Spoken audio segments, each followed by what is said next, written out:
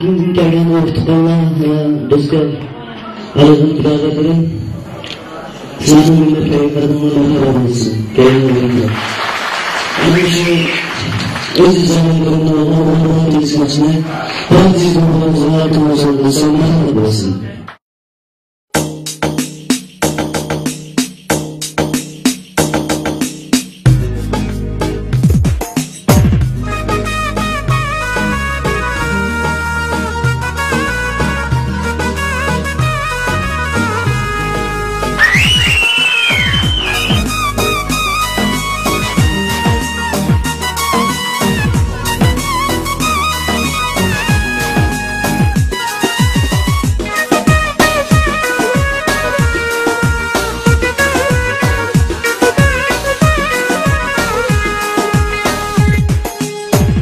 Gerek ot bulup bu icranda yine küymeymiz.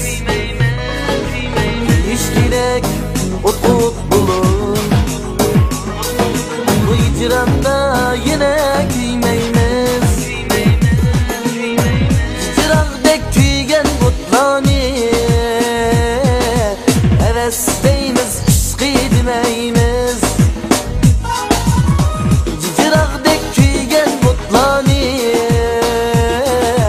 Hevesdeymiz, işki demeymiz.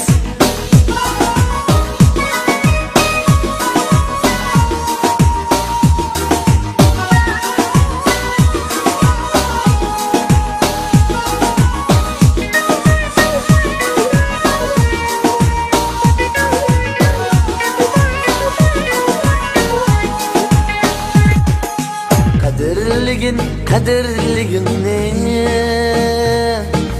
Bahasıga yatlar yetmisin.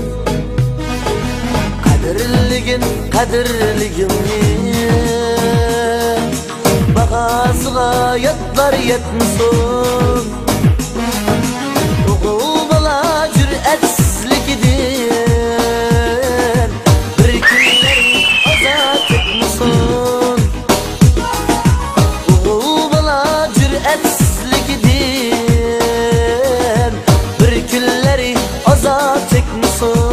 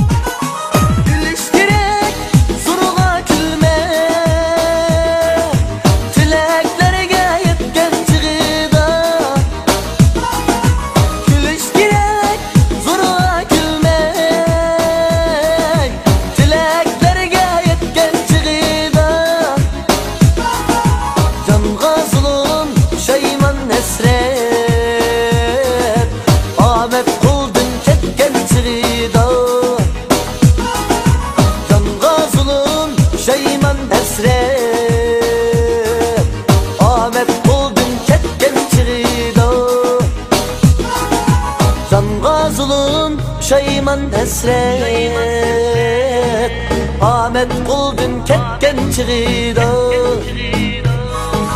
Ahmet Kuldun ketken çığıda